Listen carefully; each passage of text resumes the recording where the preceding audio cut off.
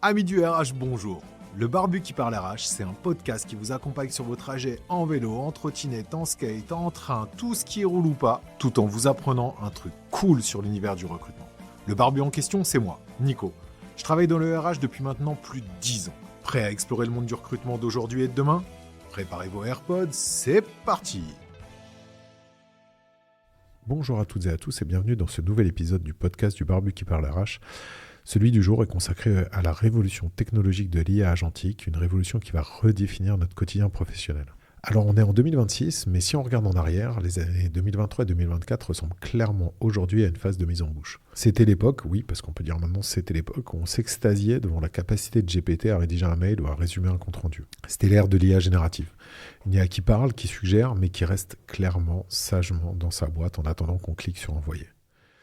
Depuis quelques mois, le paradigme a totalement basculé. On est entré de plein pied dans l'ère de ce qu'on appelle l'IA agentique.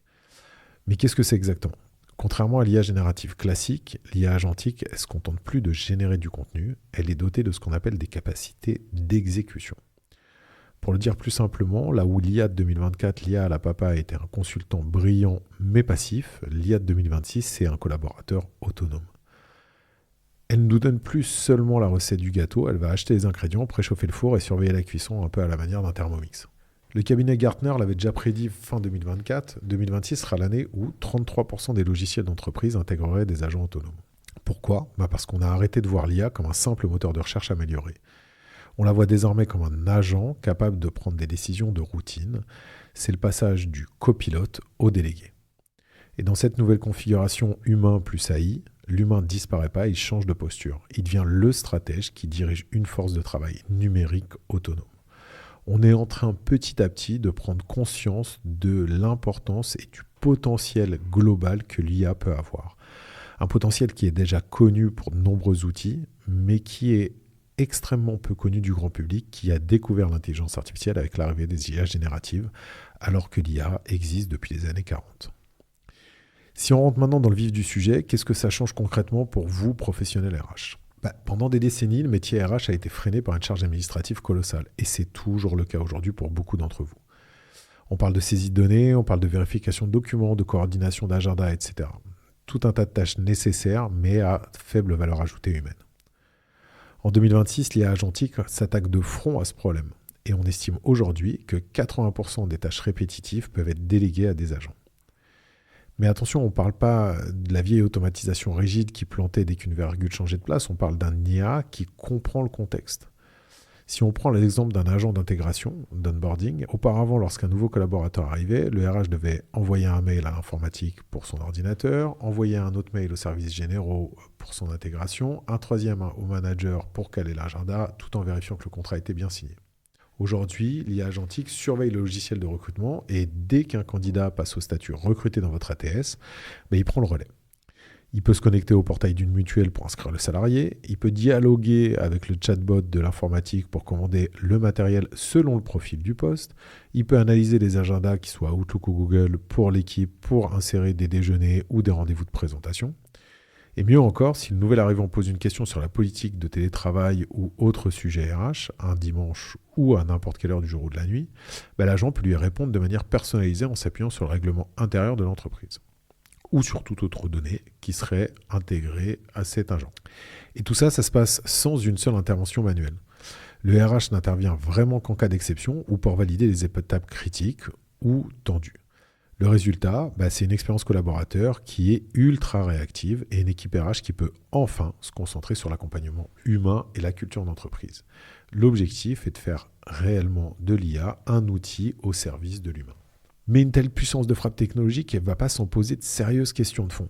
Il y a un risque majeur, c'est celui de la déshumanisation. On veut remettre l'humain au centre, mais le risque, c'est justement de le perdre. Parce qu'à force de tout déléguer à des agents, est-ce qu'on ne risque pas de transformer l'entreprise en une machine plutôt froide et algorithmique ? C'est la question qui peut se poser. Et les chiffres parlent d'eux-mêmes. Une étude récente montre que 75% des collaborateurs souhaitent que la décision finale d'embauche, de promotion ou de licenciement reste strictement humaine. Dans ce sens-là, on est protégé par l'IA Act en Europe, ce qui n'est pas le cas partout dans le monde. Il y a aussi un enjeu d'éthique des algorithmes.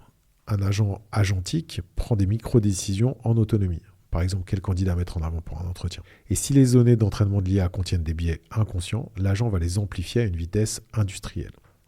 Et c'est là que le rôle du RH devient stratégique. Les RH ne sont plus des gestionnaires de dossiers. Ce sont des auditeurs de confiance. Leur mission devient de définir un cadre rigoureux. Pourquoi l'IA a pris cette décision ? Est-ce que les données sont protégées ? Et surtout, comment on s'assure que l'humain garde toujours le dernier clic ? Passer à l'IA agentique, ce n'est pas seulement installer un nouveau logiciel, c'est clairement repenser la responsabilité morale au sein de l'organisation et la place du RH au sein de l'organisation. L'éthique, ce n'est plus un concept abstrait, c'est une compétence technique indispensable. Un de ces fameux soft skills qui va être primordial pour les RH, et ça on en parlera plus tard. Alors pour conclure cet épisode, comment on peut dès maintenant intégrer cette révolution dans une direction RH ? Mon premier conseil, c'est d'arrêter de multiplier les petits tests isolés, ce qu'on appelle les POC. En 2026, la technologie, il faut savoir qu'elle est mature réellement, elle est performante. Et donc, il faut passer à l'industrialisation. Et pour ne pas se noyer, il faudrait identifier, pour commencer, 3 processus clés à fort ROI, retour sur investissement. Et pour vous aider, je vous suggère de regarder du côté du recrutement volumique. Pour la préqualification et la planification, les outils d'intelligence artificielle sont extraordinaires, des outils comme Homogène ou autres. L'administration du personnel, pour tout ce qui concerne les attestations, les congés, les changements de situation, tout ça, on a tout un tas de SIRH dopés à l'IA qui sont aussi ultra performants. Et pour la gestion de la formation, ça pour le coup c'est vraiment un gros sujet et on reparlera du SBO dans les prochains épisodes et des skills. Mais pour l'appairage automatique entre les besoins des compétences et les catalogues en cours, une IA sera 10 fois plus performante qu'un humain et pourra réellement proposer des vrais parcours de développement de compétences.